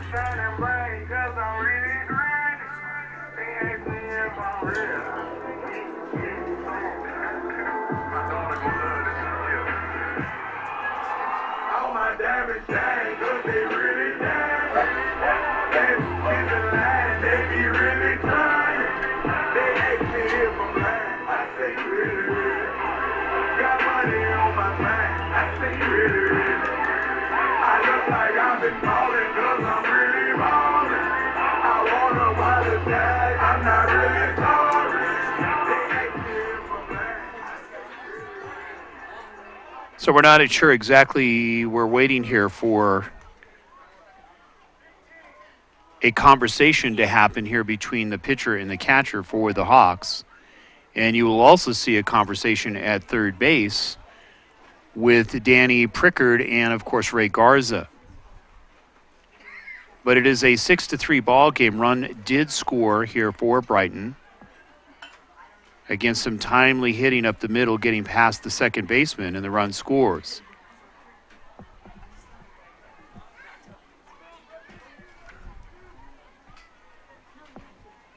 So we're not sure exactly what the delay was initially, but nonetheless, we're back in the ball game. But looking at the standings so far, Pine Creek, then it's Denver East at 14-1 overall. Grandview, Legacy, Regis Jesuit, Fruita Monument, and Cherokee Trail will continue. Runner gets back in time easily at first. Mullen in the hunt in the top 10 at 11-2. Broomfield at 11-1.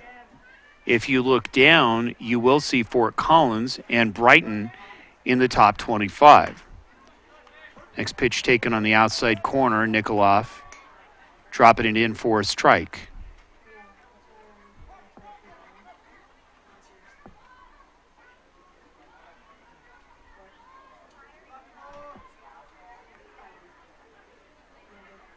Next pitch is hit. It's going to be, just gets past Nikoloff. Goes the short way. They get the force at second. And they did not get the double play.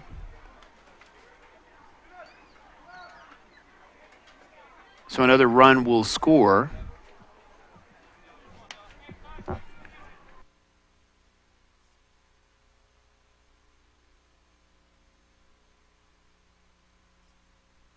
I don't know.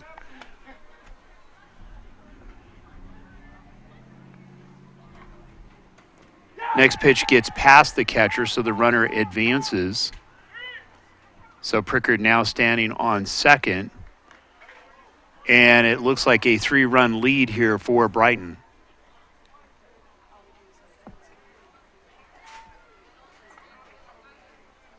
So you can see the pitches, the wild pitches have really made a difference early in the ball game and continues to really become the nemesis here so far for the Hawks this evening. Count is 1 ball, 1 strike with 2 outs. Opportunity here for Brighton really to get a nice pad here as we're in the 5th inning heading towards the 6th. Really only 2 more at-bats here for the Hawks this evening.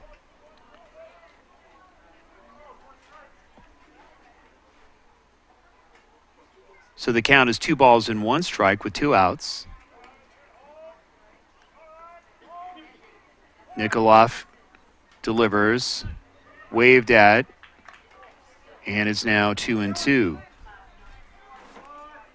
But as we mentioned, Brighton is in the top 25 as far as the league is concerned. Fort Collins, who we saw, Rocky Mountain, in the game of the week just a couple of weeks ago, very much in the hunt also. It's going to be a high chopper to the third baseman. Rollbell comes up, fires, and he gets the final out. But a run scores and is now a 6-3 ball game after 5 innings in the book. You're watching the game of the week on Radioactive 24/7 Sports. We will take a timeout. Make memories at your next party while making a statement for any occasion with a customized dessert from My Three Cupcakes in Centennial. I just called to say I love you. Custom cakes, cookies, cupcakes, party sweets, and favors that are both mouth-watering and visual that will fit your budget. Email Nina at my3cupcakes@hotmail.com for a free estimate or find her on Facebook.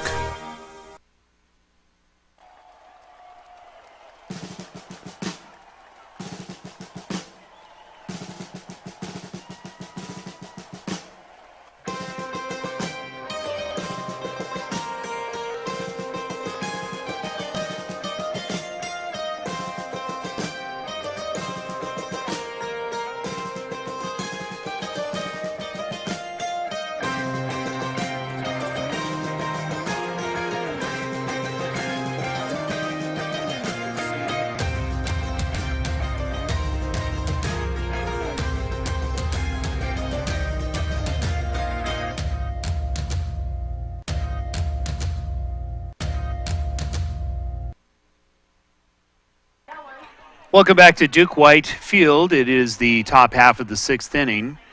3-run lead here by the Bulldogs.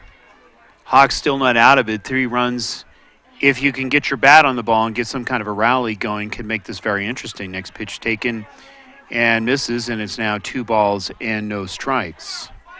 Coming in relief is Liam Eddy, and of course had a big pitch to get the out. Next pitch is inside, and it's quickly 3-0. So for the Hawks, as we mentioned earlier, had some opportunities, just not able to really capitalize maybe as well as they would like to. Next pitch is taken for a strike, and it's now 3-1. So it's Elijah Salazar, followed by Anthony Cantanzaro. Full count pitch. Fastball strikes him out, catches him looking. So there's 1 down. So Eddie really starting to get into the roll of it and the rhythm of it. We saw that with a couple of curveballs that really got him started in the last inning. And now comes back and challenges with a fastball and gets the strikeout. So there's 1 down. Senior night here at Duke White Field. First pitch waved at, just blew it by him. So Cantanzaro trying to get all of that. And it's no balls and 1 strike.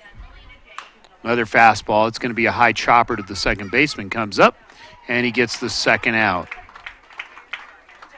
So Eddie doing a good job coming in and trying to get a 1-2-3 inning here. And this is exactly what you want to do when you have a team like the Hawks trying to get something going and you're shutting them out quickly. So it's Tyson Vang, the senior, stepping to the plate. Fastball blew it by him. It's now 0-1. So Eddie really starting to get a little more pace on the ball, just challenging with a fastball. And been very successful so far. 0-1 pitch. Trying to hit the outside corner, just missing, and the count goes to 1-1. But Brighton, very impressive as far as the league is concerned. Next pitch, he waves at it. Apparently, he must have tipped it, so the count still remains at 1-2. So there's 2 down. Curveball outside in the dirt, and the count evens at 2-2. Really, it will be very interesting to see how Chassa puts this together in the next couple of days. There's going to be still some more makeup games, including tomorrow, several today. Next pitch, and he strikes him out on the inside corner with a fastball. So it's a 1-2-3 inning for Liam Eddy. And after 5.5 in the books, it's 6-3 Brighton on top. You're watching the Game of the Week on Radioactive 24/7 Sports. We will take a timeout.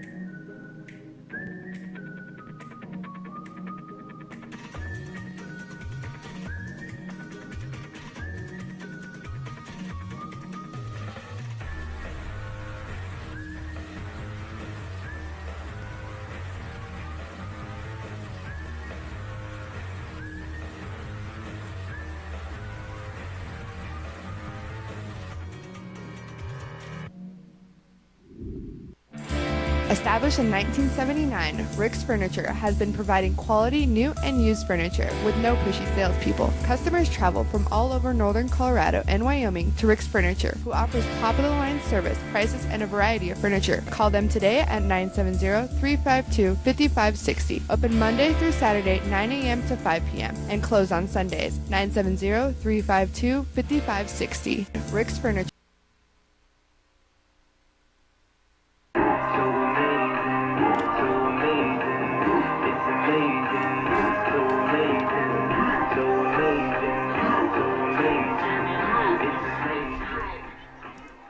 Welcome back to Duke White Field, and we are in the bottom half of the sixth inning. One more bat's really for the Hawks. They're down by 3 runs, and Brighton stepping up to the plate looking to extend that lead. First pitch taken is high. New pitcher, it's Elijah Salazar stepping to the hill for the Hawks. 1 ball, no strikes. Fastball on the outside corner, and it's strike 1. So Salazar coming in very similar to Liam Eddy, using the fastball and challenging the Bulldog hitters. Salazar chin music, a little bit high and inside, and it's 2-1. So Cole Farmer, who has done a very good job catching tonight, followed by Stefaniak, and then it is Jacob Demers. Next pitch taken on the outside corner for a strike, and it's now 2-2. Light's starting to really take effect here. Beautiful night here at Duke White Field, senior night. Next pitch is hit to center field. Center field takes 1 step back, has trouble seeing it, and it drops for a base hit. They had trouble finding it in the lights. Wow. And literally the left fielder had to step over because the center fielder, you could see, was moving over a couple of steps, thought he had it, and then all of a sudden just lifted his hands up like, where did it go? And the next thing you know, it dropped in between the center fielder and the left fielder. So he was hoping to get some kind of a call here, but of course that's nothing doing it if you lose it in the lights.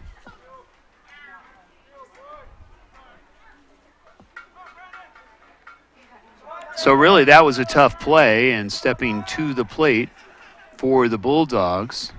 Looks like we have a new batter. It looks like Brandon Botello stepping to the plate. So it looks like, yep, there's a balk, and you can see the umpire explaining it to Salazar on his motion. So the runner moves to third. That's got to be tough if you are Salazar coming in thinking you had a fly ball for the first out, trying to slow down any kind of attack here by Brighton, and then come in and block right after that, and you've got a man standing on third. First pitch is swung on and missed for strike 1. So Salazar coming in literally in the frying pan. Thought he had an easy out. Next pitch is fouled away. It's now 0-2. Coming in and challenging. Bounces off the chest protector of the catcher.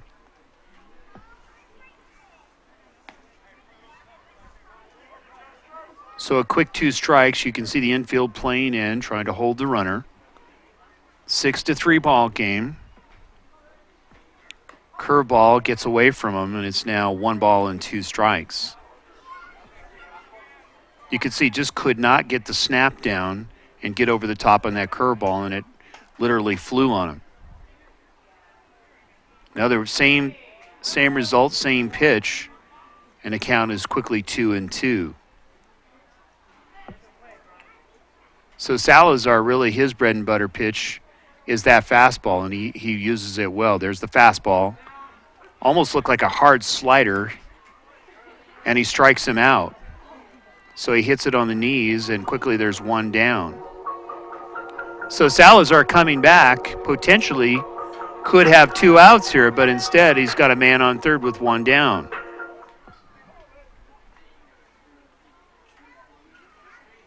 Curveball this time just missing. That looked a lot better, got on top of that. And it's now 1 ball and no strikes. Tough to come in late in the innings when you've not pitched most of the game and try to get your rhythm down. Nice block by the catcher. Behind the plate is Christian Kingsley filling in for the Hawks. Kingsley is a junior. He's 6 feet and 170. So good job knocking that down. 2 balls, no strikes. Next pitch is hit up the middle. Base hit, run scores. So a nice base hit by Jacob Demers. And now it's a 7-3 ball game.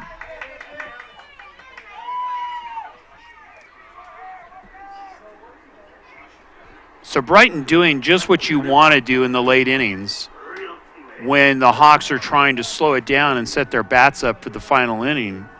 And that is they come in and attack, and they take advantage of a mistake with a base hit, and now it's a 4-run lead. Infield looking double play. Wow, you got to say this about Salazar. He has a live arm. He got that back to first base very quickly. So clearly his best pitch is the fastball. But we saw a very good hard slider also to strike out the last batter. Hits the batter, plunks him right on the shoulder. So now you have men at second and third.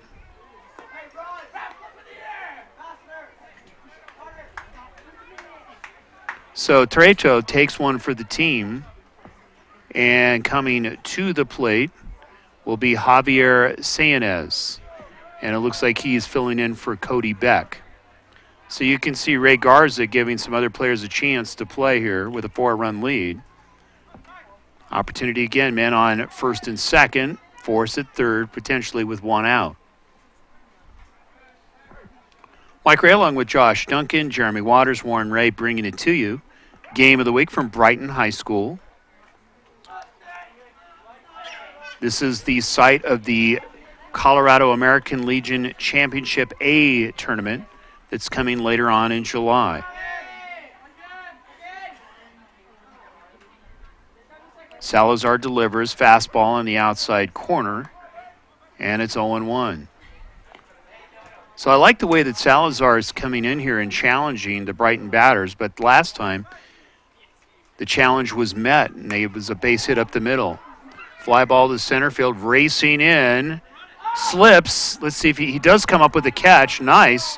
Even though landed on his wallet, made the catch. That was a tough play by Guzman playing center field, and you can see kind of limping back to his position.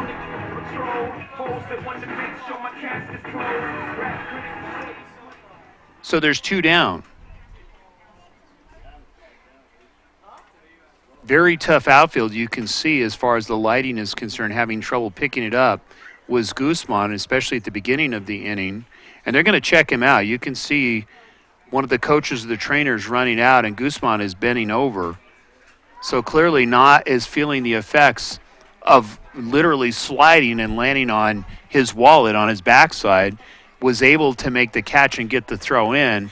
But you can see as he is stretching out there trying to take care of whatever it is that he hurt. He could have maybe pulled a hammy. We're not sure exactly. And now we can see he is grabbing at an ankle. So they are taking a look at that. We will give you the numbers here as far as the 5A Metro Baseball League. That's where Brighton presides. And it's Prairie View leading at 9-0, league-wise 12-6 overall. Brighton right there next to them at 7-2. Then it's Rangeview tied with Westminster league-wise at 6-3, North Glen at 5-3, Adams City, who's playing today, at 5-4, Thornton at 2-6, tied with Aurora Central, and then it is Hinckley at 1-7, and Gateway has not won a game in league play. So it looks like Guzman is okay. They're going to leave him in the ball game. There's 2 down. Men at first and second, base hit, scores a run. Curveball outside, missing, and it's now 1-0. Other games today, Overland at Rangeview, Falcon at North Glen, Adams City at Jefferson, Aurora Central at Denver South, Fairview at Prairie View, and Thornton at Thomas Jefferson. Next pitch, batter is hit. That's the second batter that's been hit this inning. So now the bases are loaded. Other scores in the league: Adams City defeated Northglenn 3-2. Rangeview beat Hinckley with a 10-run lead, 12-2. Prairie View over Adams City, 21-6, and Westminster over Thornton, 6-5. So Salazar coming in with that live fastball, has a couple that got away, hit a couple of batters, and the inning is now extended. Coming to the plate for the Bulldogs is Gavin Gifford. Gifford, of course, has power. Can spray one up the gap. That would score 2 more runs. Curveball hits him again. So a run will score off of a hit batter. So now it's an 8-3 ball game.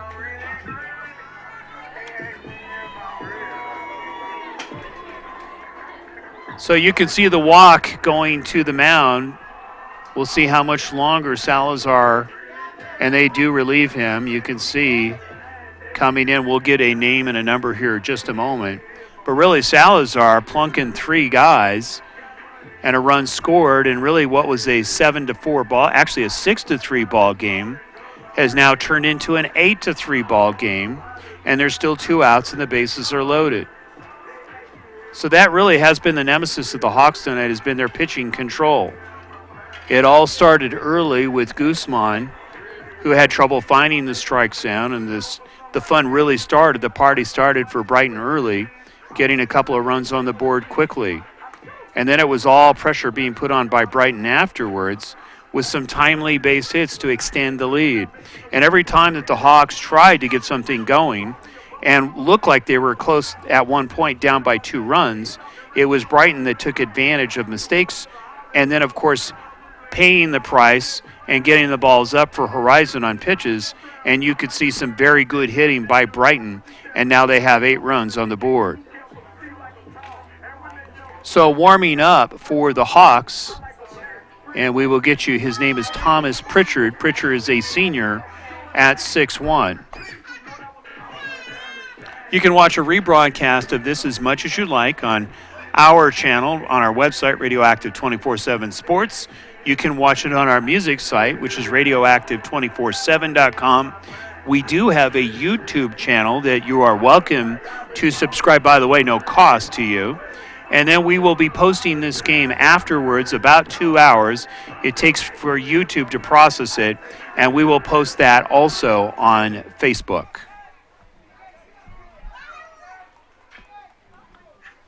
So tough job here coming in. First pitch is taken outside for a ball, and it's now 1-0. So Thomas Pritchard, the senior, trying to stop the bleeding. It's a 5-run lead here for Brighton. Base hit scores at least 2 runs. Next pitch, fastball, outside corner. The result is a strike. And it's 1-1. So you can see Pritchard has a good fastball. Throws a curveball. We'll see if he delivers another fastball. And waving at it is Prickett. And the count goes to 1-2. So good fastball. Just like we saw with Salazar, but Salazar plunking 4 batters. Next pitch is low, and it's now 2-2. So you can see 2s across the board. Trying to get that final out is Pritchard.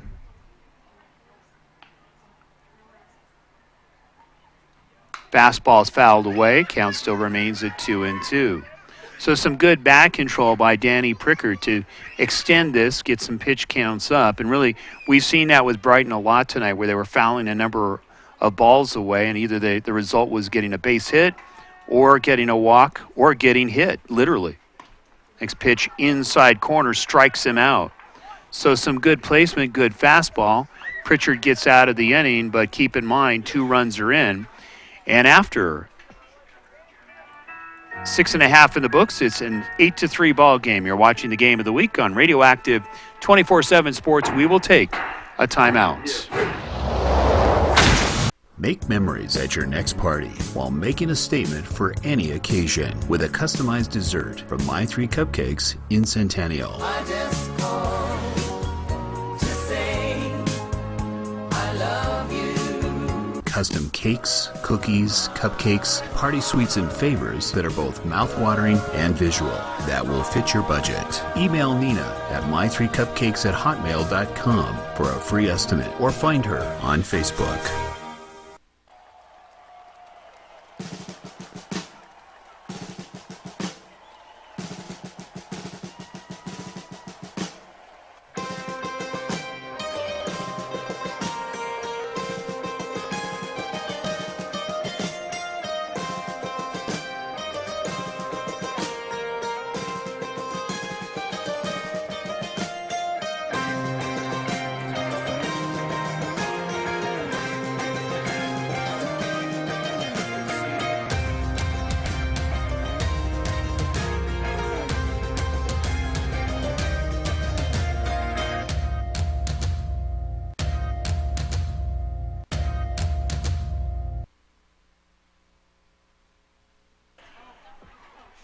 It's the top half of the seventh inning, Duke White Field, 8-3 ball game, as you can see on our scoreboard, and Brighton clearly in control of this one.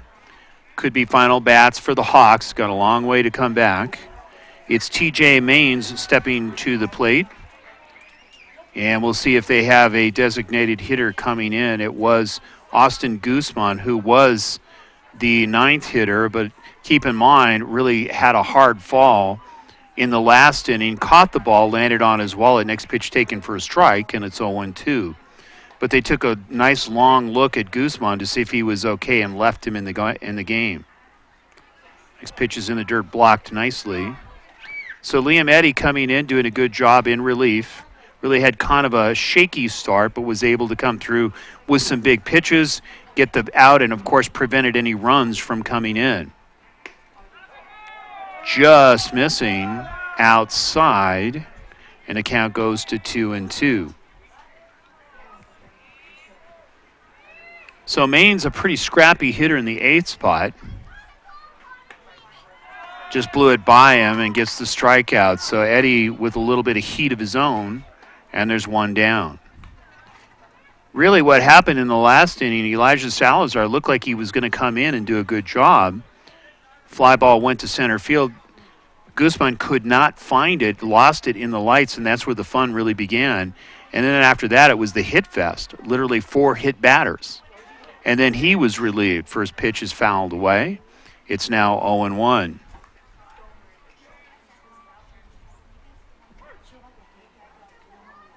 So it is Guzman stepping to the plate. He's the ninth hitter, fouls it away. And quickly 2 strikes. So potentially we'll see if Damian Rubel or Parker Kretzel can get on base. Wow, that was some heat being brought by Eddie. 2 strikeouts on fastballs, and it's quickly 2 down here in the top half of the seventh inning. So for Brighton, really, you think about what they've done tonight. They've come through just when they've needed to.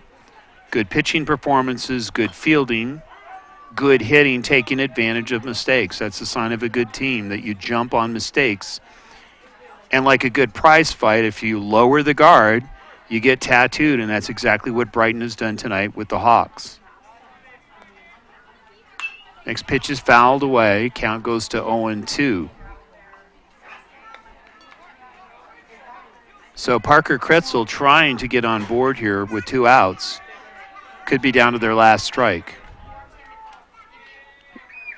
Eddie delivers fastball, gets him, and that's the ball game. So some very good heat being brought on by Liam Eddy in the final couple of innings. And let's face it, Alex Covarrubias for 5 innings did a terrific job and pitched very well before he probably just ran out of gas.